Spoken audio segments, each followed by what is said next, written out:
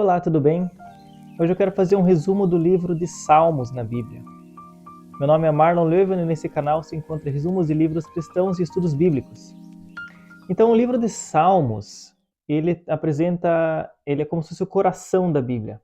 Nele tem, então, você encontra muitas músicas e poesias e encontra essa arte do judaísmo antigo. Nesse vídeo eu quero resumir aqui como funcionava a música na Bíblia, quais tipos de poesia pode ser encontrado nos Salmos, quem escreveu os Salmos, os autores, como esse livro está organizado, ele está dividido em 5 sublivros, algumas curiosidades a respeito dos Salmos, como os Salmos são usados tanto para ler quanto para orar, e por fim, como os Salmos nos levam para Jesus. Bom, então sobre a música na Bíblia, por toda a Bíblia a gente vê menções de música em diversos momentos da vida do povo de Israel. Então eles usavam músicas para trabalhar, né, histórias em Números e em Isaías, a canção da colheita da uva, a canção para o trabalho, para cavar um poço. Existem músicas envolvidas com despedidas e luto. Então Labão queria fazer música quando ele ia se despedir das suas filhas. E Davi, em 2 Samuel, canta músicas quando ele vai ter um momento de luto pela morte do rei Saul, por exemplo. Músicas estão envolvidas em festas de casamento, como no exemplo no livro de Isaías, e muitas vezes músicas são com ou sem instrumentos. Então tem algumas músicas que são feitas para instrumentos e outras vezes o povo canta só com as suas vozes. Quando pensamos nos Salmos, eles são envoltos em uma literatura, um estilo de poesia de Israel antigo. É um estilo de poesia diferente do nosso, porque na nossa poesia moderna a gente usa que o final das palavras rimem uma com a outra. Então, batatinha quando nasce se esparrama pelo chão, menininha quando dorme põe a mão no coração. Então o final das palavras rimam.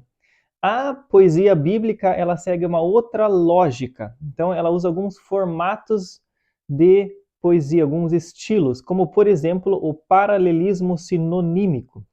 Isso significa que as frases são construídas de uma forma em que uma frase complete a outra. Por exemplo, aqui Salmo 59, versículo 2. Livra-me dos que praticam o mal, salva-me dos assassinos. Então, a segunda frase ela é igual à primeira frase, só que com outras palavras. Ou Salmo 51. Sei que sou pecador desde que nasci. Sim, desde que me concebeu a minha mãe. Então as duas frases quer dizer a mesma coisa, só com outras palavras. Então isso se encontra de maneira exuberante nos Salmos. Uma outra forma de poesia dos Salmos é a chamada paralelismo antitético, em que as frases se contradizem. Então é bom, ruim, bom, ruim, bom, ruim. Por exemplo, Salmos 1, versículo 6. O Senhor aprova o caminho dos justos, mas o caminho dos ímpios leva à destruição. Então, uma coisa boa e uma ruim. Ou Salmo 71. Sou como um prodígio para muitos, mas tu és o meu refúgio forte. Então, esse mas, Então tem uma coisa boa e depois mas veio uma coisa ruim. É o paralelismo antitético. E ainda tem o paralelismo sintético, em que uma frase constrói a próxima frase. Então, por exemplo, Salmo 55, quem dera eu tivesse asas como a pomba, voaria até encontrar repouso. Então, o Senhor é meu pastor, nada me faltará. Então, você precisa da primeira frase para entender a segunda, elas constroem uma ideia. E uma outra forma ainda de poesia bíblica é a chamada do acróstico, em que cada frase começa com uma letra do alfabeto. Isso funciona só no original, em hebraico, quando foi traduzido para o português ou para outras línguas, o acróstico não se mantém, porque as palavras têm outras letras em outras línguas, mas os seguintes salmos são em hebraico acrósticos. Salmo 9, Salmo 10, Salmo 25, 37 e o mais famoso, o 119. Bom, quem escreveu o livro de Salmos? O livro de Salmos é o livro que mais tem autores na Bíblia. Tem um salmo que foi escrito por Moisés, possivelmente lá por 1400 a.C. Tem 73 salmos escritos por Davi, mais ou menos lá pelo ano 1000 a.C. E no tempo de Davi, seu filho Salomão, foi onde foi escrito a maioria dos salmos.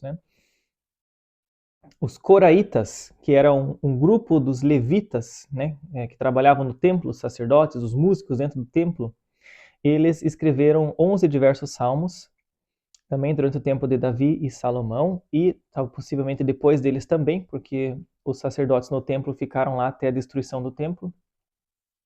O sacerdote, o músico Asaf, fez 12 salmos diferentes. O filho do rei Davi, o rei Salomão, escreveu 2 salmos. E ainda dois outros salmos estão nomeados como um foi escrito por Emã e um por Etã.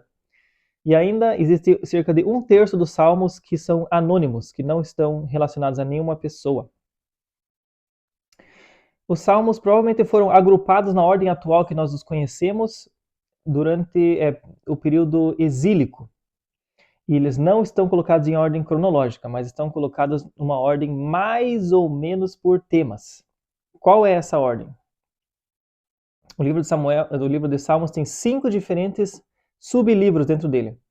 O primeiro livro vai do Salmo 1 até o 41. Você vai ver que está escrito livro 1 lá dentro. A maioria desses salmos foi escrito por Davi. E na maioria desses salmos, ele sempre usa na palavra original Deus como Yahvé, que seria o nome próprio de Deus. Já o livro 2, que é os Salmos 42 até o Salmo 72, foi escrito muitos por Davi e alguns também pelos coraitas. Com a diferença de que no livro 2, Deus é majoritariamente apresentado como Elohim. É uma palavra mais genérica para Deus. Então temos, por exemplo, aqui o Salmo 14 e o Salmo 53. É exatamente o mesmo texto, mas no Salmo 14, Deus é apresentado como Yahvé, e no Salmo 53 é o mesmo salmo, mas onde se encontra a palavra Deus, no original está Elohim. Temos o terceiro livro de Salmos, que vai do 73 ao 89. Nesse livro, o principal autor foi Asaf, e Deus é apresentado tanto como Elohim quanto como Yahvé. O quarto livro vai do Salmo 90 até o 106, tem diversos autores, e nesse livro Deus é apresentado majoritariamente como Yahvé. E no livro número 5, vai do Salmo 107 até o 150, muitos salmos anônimos, mas que se giram em torno da palavra Aleluia. E Deus é apresentado majoritariamente como Yahvé. Aí, mais uma vez, a divisão dos 5 livros de Salmos. E interessante é que nós temos 5 livros na Bíblia, que são os livros de Moisés. Gênesis, Êxodo, Levítico, Número e Deuteronômio. Os livros de Moisés apresentam a lei, e os Salmos apresentam quase que uma nova lei. Tanto que o Salmo 1, a introdução aos Salmos, começa com essa ideia: bem-aventurado aquele que medita na lei dia e noite. Então, é como se você fosse reapresentado a lei do Senhor, mas de uma forma poética e musical. Vale lembrar que os livros de Moisés temos um nome grego para eles, né? Gênesis, Êxodo, Levítico, os Números são nomes gregos, mas o nome em hebraico deles é um pouco diferente. Então, em hebraico, Gênesis se chama Bereshit, que significa no princípio. O livro de Êxodo se chama Shemot, que significa nomes. Cada um dos livros em hebraico tem o nome, o título do livro é a primeira palavra que se encontra neles. Por isso, Gênesis é no princípio. No princípio, Deus criou céus e terra. Levíticos, então, é Yavrishka, que significa e chamou, que chamou Deus a Moisés da tenda. Números, Bemitba, porque Deus falou ao povo de Israel no deserto. E Deuteronômio é Devarim, porque são as palavras que Moisés disse ao povo antes de entrar na terra prometida. O livro de Salmos tem algumas curiosidades interessantes. Por exemplo, os Salmos 113 a 118 são salmos chamados pelos judeus de Hallel. São os salmos que eles usavam durante a Páscoa. Então, quando diz nos evangelhos que Jesus tomou a última ceia com seus discípulos, eles cantaram uma música e depois foram ao Monte das Oliveiras, essa música que eles cantaram provavelmente foi algum dos salmos 113 a 118, talvez até todos eles. A palavra Selah aparece muitas vezes nos Salmos e ela significa pausa. Então, quando você está fazendo uma música e quer fazer uma pausa entre duas estrofes, você colocava Selah como uma nomenclatura para ordenar isso. Então, Salmos, entre todos os livros da Bíblia, é o que mais tem autores. É o maior livro da Bíblia e é o que levou mais tempo para ser concluído, né? Cerca de 1000 anos ele foi entre a escrita do salmo mais antigo e o salmo mais recente. Os Salmos é o livro que está bem no meio da Bíblia, tem o capítulo que está bem no meio da Bíblia, o capítulo 118, versículo 8 é o versículo central que está bem no meio da Bíblia, significa que, e o texto dele é bem interessante também, mais vale confiar em Deus do que nos homens. O capítulo mais curto da Bíblia é o Salmo 117 e o capítulo mais longo da Bíblia é o Salmo 119. Então tudo está ali juntinho no meio. E os Salmos também refletem muito sempre essa palavra aleluia. Hallel significa louvor, Yah é uma abreviatura do nome de Deus, Yahvé. Então é louve a Deus, significa aleluia. Os salmos, eles são feitos tanto para se ler, para se meditar e para orar. Nós vemos que nas cartas de Paulo, vemos que a igreja primitiva usava muito os salmos, tanto para meditar quanto para orar.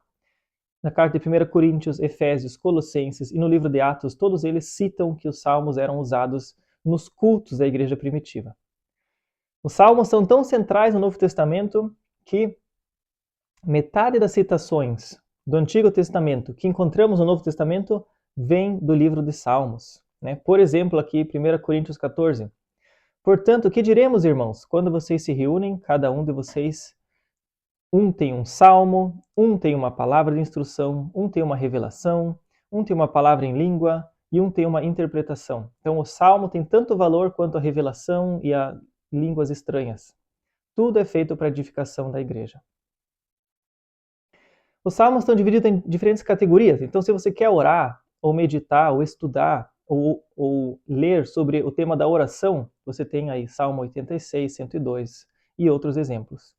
Se você quer se aprofundar no tema do louvor, se você quer no apelo a livramentos, uma confissão de fé, penitência pelos pecados, intercessão, clamor por justiça, por vingança divina, sabedoria, exaltação, peregrinação, tudo isso você tem salmos específicos tratando desses assuntos.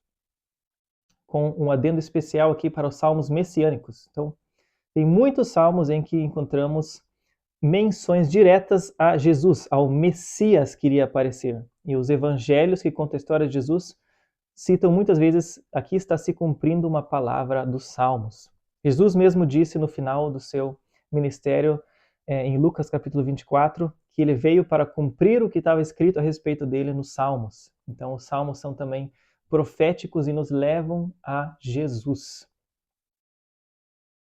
Muito obrigado por seu tempo. Esse aqui é um pequeno resumo do livro de Salmos. Eu espero que você tenha gostado do vídeo. Se você gostou, deixa um comentário ou curte o vídeo, compartilha com pessoas que também se interessam pelo tema. Muito obrigado por seu tempo. Deus te abençoe e até uma próxima.